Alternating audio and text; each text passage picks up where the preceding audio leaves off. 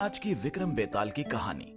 कई कहानी सुनने के बाद एक बार फिर राजा विक्रमादित्य बेताल को पेड़ से उतारकर योगी के पास ले जाने के लिए आगे बढ़ते हैं। हर बार की तरह इस बार फिर बेताल राजन को एक कहानी सुनाता है और आज की कहानी का शीर्षक है अपराधी कौन। एक बार की बात है, बनारस में हरि स्वामी नाम का एक ब्राह्मण रहता था।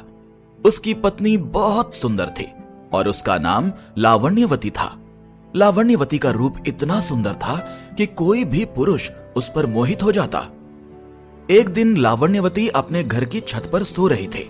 जैसे ही आधी रात हुई, एक गंधर्व कुमार आकाश मार्ग से उड़ता हुआ जा रहा था। उसकी नजर लावण्यवती पर पड़ी तो उसकी ओर आकर्षित हो गया। गंधर्व कुमार लावण्यवती को उठाकर ले गया।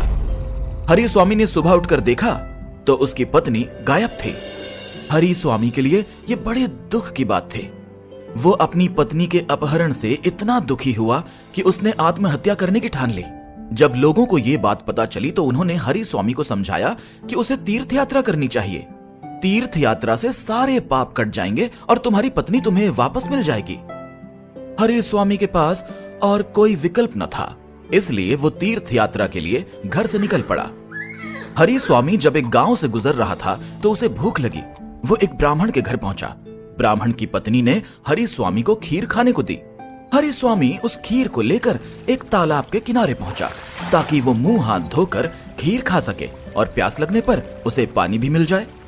खीर का कटोरा एक पेड़ के नीचे रखकर हरि स्वामी हाथ पैर धोने लगा। तभी उस पेड़ पर एक बाज आकर बैठ गया। बाज के मुंह में एक सांप था और वो उसे खा रहा था। सांप का जहर हरि स्वामी की खीर में टपक गया।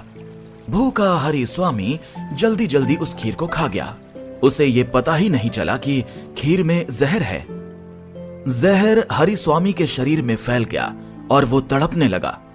हरि स्वामी दौड़कर ब्राह्मण की पत्नी के पास आकर कहने लगा कि तूने मुझे जहर क्यों दिया, और इतना कहकर वो मर गया। ब्राह्मण ने जब ये देखा तो उसने अपनी पत्नी की एक बात भी नहीं सुनी और उस पर ब्राह्मण हत्या का दोष लगाकर अपने घर से निकाल दिया। इतनी कहानी सुनाकर बेताल ने राजा विक्रमादित्य से पूछा, राजन बताओ कि इस कहानी में अपराधी कौन है, सांप, बाज या ब्राह्मण की पत्नी? राजा ने उत्तर दिया, इस कहानी में इन तीनों में से कोई अपराधी नहीं है, क्योंकि सांप अपने शत्रु यानी बाज के वश में था। वो कुछ कर ही नहीं सकता था। बाज ने जानबूझकर खीर में जहर नहीं मिलाया, बल्कि वो तो शांतिपूर्वक अपना खाना खा रहा था।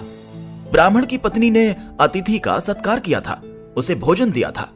जो इन तीनों को दोषी कहेगा वो खुद दोषी माना जाएगा। इस कहानी में अगर कोई अपराधी है तो वो है ब्राह्मण, जिसने बिना विचार करे और सच्चाई को जाने बिना अपनी निर्दोष पत्नी को बेघर कर दिया।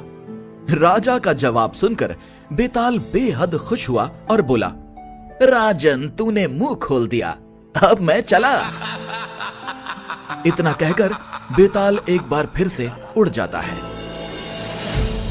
इस कहानी से यही सीख मिलती है कि हमें बिना जांचे परखे कोई भी बड़ा फैसला नहीं लेना चाहिए।